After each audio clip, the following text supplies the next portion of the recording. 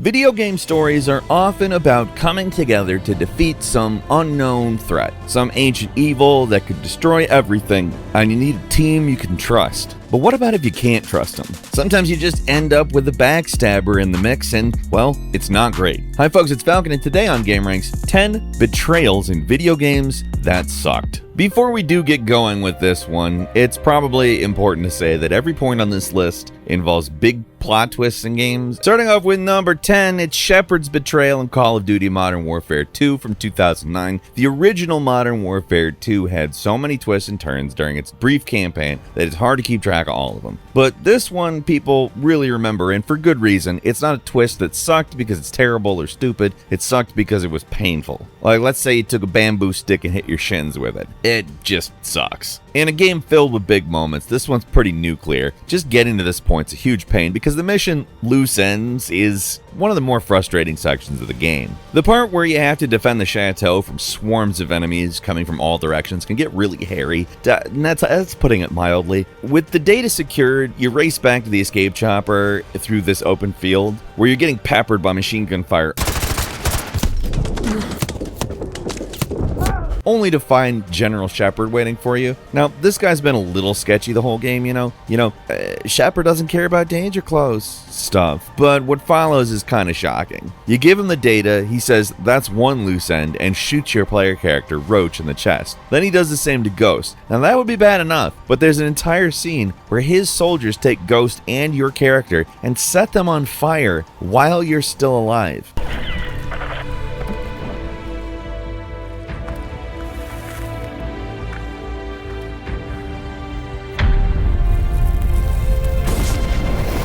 Like, it's just unnecessary. To have such an important character like Ghost killed off so unceremoniously was just crazy, and the death scene was so over the top and cruel. It was just like, come on, man. I thought we were buds.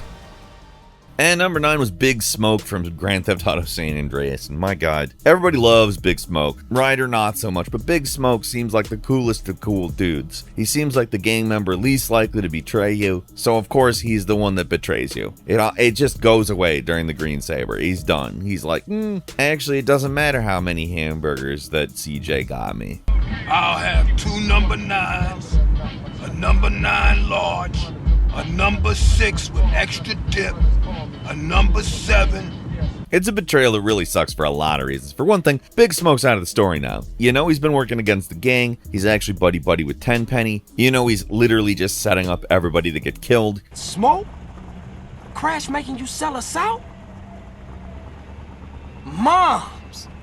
So, from this moment, you pretty much lost all the characters in the game that have been building to this point. You get ambushed, your brother gets thrown in jail, you get dumped in the wilderness to do the bidding of Tenpenny, and that's the other part that sucks about this betrayal. Instead of getting to hang out in San Andreas, you're stuck in the boonies where most of your mission objectives are halfway across the map, and they're pretty frustrating too. This section of the game is the slowest and most boring section in San Andreas. It makes sense, they want you to feel isolated, but that doesn't make it less bad, even though it's intentional.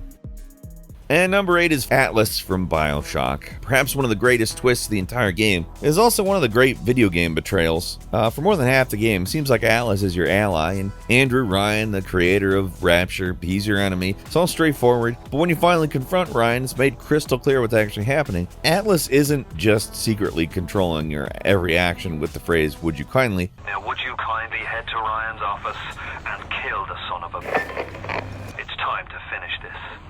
He's also the criminal Frank Fontaine, just masquerading as the hero of the people in order to take the underwater city for himself once and for all. It is a classic moment, for a reason too. All the clues are there, but it all comes together in this one amazing twist. For some people, the game's all downhill from here. As a twist, it's amazing, but the loss of Andrew Ryan's kind of disappointing, and Frank Fontaine isn't quite as interesting as an adversary, as well as, is he that great as the last boss? Absolutely not. The last 2 areas aren't as interesting as previous BioShock locations, although I don't know if that's really everybody's opinion, but a lot of people think it's a pretty weak conclusion. I like it other than the last boss fight. Personally, I like the point that it's making about video games, and I think it does it well. But that last boss, again, it undermines some of the point by not being a great boss. It's not the game's best stuff. I enjoy it, but yeah. And number 7 is Assassin's Creed 3's Haytham Kenway. One of the best twists in the entire series. It is also one of the biggest betrayals.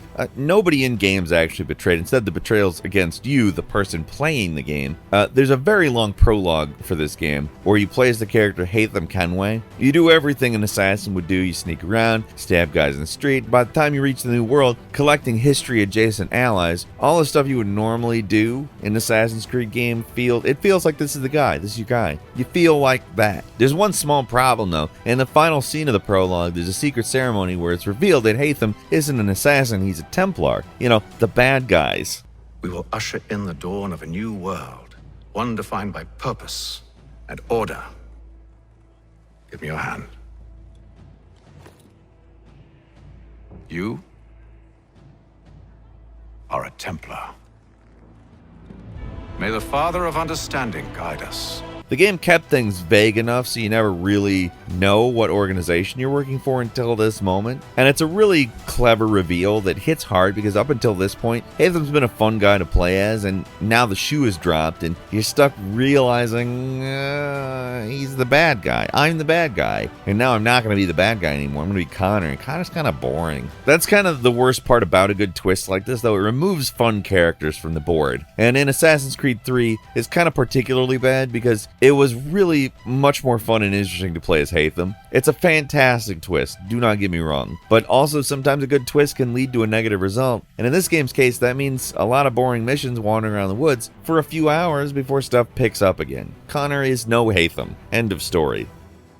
And number 6 is Metal Gear Solid's Master Miller. The Metal Gear series has had so many absurd twists, there's no point in even trying to count them. But few of them have, like, direct betrayals at the center of them. So many characters betray each other in one way or another, but it mostly happens in the background. This one we get directly on screen. It's revealed that the survival expert you've been talking to the entire time was the main bad guy, Liquid Snake. Out of all the twists and turns in the original Metal Gear Solid, this is maybe the most ridiculous. Like, how did nobody notice that he's just Liquid doing a voice? How did he make the time to fake being a survival expert in the middle of all his other schemes? All while, like, flying a helicopter at times? Like, can people see him? If not, why does he even bother taking off the glasses and the ponytail to reveal he's not who he seems? Is it just for the audience's benefit? I mean, it's hard to imagine that you can see who's on the other end of the codec in your ear, because that's where the codec is.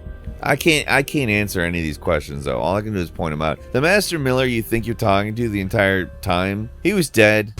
Master Miller's body was just discovered at his home. He's been dead for at least 3 days. I didn't know because my codec link with Master was cut off. But Mei Ling said his transmission signal was coming from inside the base. Liquid Snake was just pretending to be him in your codec. It's kind of shocking, it's absurd, and it also doesn't answer any questions. It brings up further questions, like Solid Snake, who is an expert in, like, everything. He's not naive at all, and he fell for this. And number 5 is Dying Light 2. The entire first half of Dying Light 2 is about the increasingly convoluted web you get stuck in while working for two different factions, the Peacekeepers and the Survivors. The whole situation, it's too convoluted to get into here, but basically the Peacekeepers want you to investigate the death of their leader, while the Survivors just really hate the Peacekeepers, and also you. They just kind of hate everybody who's not them. If you came to find out if I have a boyfriend, I don't. Which doesn't mean you have the slightest chance with me. Because you don't. And I don't know, you're not there when they're alone. Maybe they hate each other too. So yeah, technically you're working against the survivors because you're secretly investigating them, but the eventual discovery and accusation comes almost completely out of nowhere. The big moment plays out during the mission The Raid, where you're trying to find out what happened to the main survivor characters, particularly one named Sophie. After searching for her for a little while, you get a message saying to go to this hotel to help Sophie. Seems like the obvious choice to do so if you want to earn the survivor's trust, but it's actually a trap. Her brother ambushes you and accuses you of being a traitor with some pretty flimsy evidence. I was actually starting to like you. You brought the Peacekeepers here. I helped you. You betrayed us. And now we have to kill you. Even though you haven't done anything to actually hurt them, this sends this giant goon out to kill you, and afterwards points a crossbow at you. What makes the whole situation even more absurd is you actually find Sophie, who also accuses you of being a traitor just because you fought off the guy who you thought was on your team but thought you were the traitor, but she didn't see that, so she's just like, oh, so you traitor. Whole thing's a mess. It's one of those betrayals that you can see coming a mile away, but you're kind of baffled by why it happens. It sucks because it's not like cruel or emotional or intense or anything. It's just kind of frustrating. All I do is help you idiots, and then when I go to try to help you idiots again, you set up this elaborate trap that can easily be explained away, and then you immediately go from suspicious to kill on sight whenever you see me for barely any reason, or no reason, or a reason that you guys kind of gaslit yourself into thinking or something. I don't know. It's stupid, frustrating, and honestly makes me pretty hateful of them. I guess I kind of know how they feel about everyone now. Maybe. I don't know.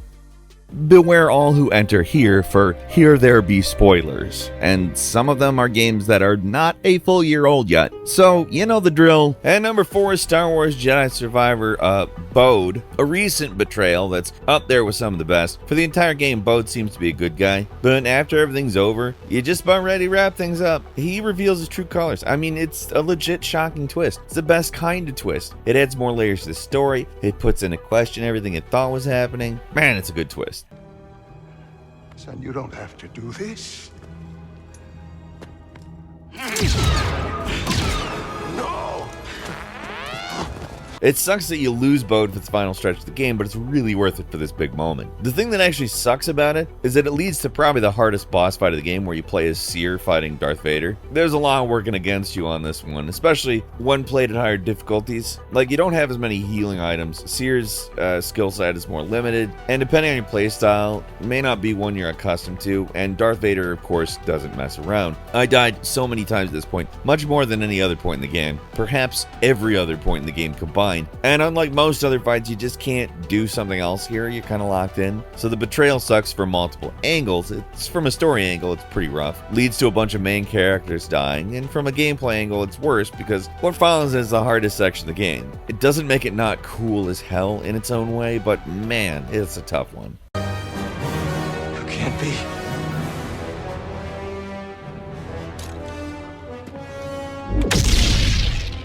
The only one who survived. And number 3 is Plague Tale Requiem, The Count, the feel-bad game of 2022. It's only right that the Plague Tale sequel has a miserable twist. Nothing good can happen in the Plague Tale world, and if it does, something especially terrible is about to happen to compensate. That's the rules. Nothing ever stays nice. It always turns bad. Always. Why? I didn't make them. It doesn't make them bad games, but it does make everything that happens in them bad. The entire game is about trying to find a cure for Amica's little brother Hugo, which eventually brings the characters to the island of Lacuna. There they meet a surprisingly welcoming Count and Countess who want to help them out, and this goes on for quite a long section of the game, well past the point where it seems like they would turn on you. It isn't until the worst possible moment does the Count strike, kicking Amica down a flight of stairs and chasing her through the castle.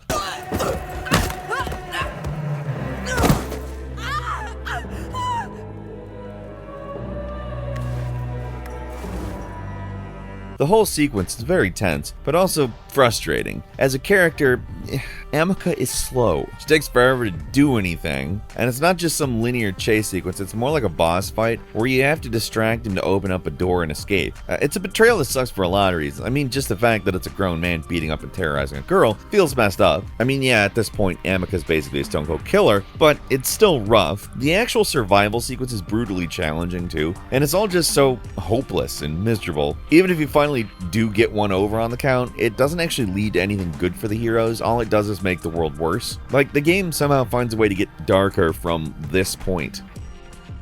Moving on to number 2, it's Demon Souls, Yurt the Silent Chef. The worst betrayals are the ones you don't know are happening. In a game like Demon Souls, it seems obvious that everybody should be taken back to your main base. It's an apocalyptic world. It makes sense to rescue everyone that you can, right? In this case, though, it's one of the worst things you can possibly do. Found in a cage in the Tower of Latria, it seems like another adventurer. in need of safe haven. You gotta talk to him multiple times to even get a mild clue that he has less than friendly motives. Every character in this game mutters like a crazy person, so even if you do hear this less than friendly dialogue, that's kind of just the way the game is, so you're kind of like, I don't know. Thank you. I will remember this. I am certain we will meet again. You don't have to worry about what an NPC is going to do to the other NPCs in a game like this, right? Well, in this very specific case, yes, that's exactly what you have to worry about. Because if you leave Yurt alone in the Nexus, he, an NPC, will start killing other NPCs. And not just pointless ones, actually useful characters that sell you essential equipment. And when they die, they're gone. The first time a lot of people play this game, they probably don't even know what's going on. They probably just come back to the Nexus and like, oops, I guess there's corpses here. Probably a story thing. I'll just keep playing the game. But Yurt's killing the shopkeepers, and he's doing it in the one supposed safe spot in the game. And this is a bleak world, and it's easily one of the cruelest betrayals in a game ever, especially from a gameplay sense. Those characters are not coming back till New Game Plus. Hope you don't need them. And finally, at number 1, Final Fantasy XVI Annabelle's Betrayal. The events at Phoenix Gate that end the prologue, it's basically the Red Wedding Final Fantasy style. Has all the same kinds of traumatic twists you might expect from such an event. That's just how it is. You're maybe not used to seeing this kind of brutality in video games, but it's pretty blunt and nasty, let's just say. Multiple characters are killed, including the King of Rosaria, and the Queen's revealed to be an Imperial turncoat in a shocking scheme where 2 soldiers execute her innocent handmaidens. The Queen Annabella ends up being one of the most despicable villains in the game, and it all comes from this moment. Wait. As my husband never tired of telling me, he is a fine soldier. I'm sure he would make an excellent addition to the Imperial front line.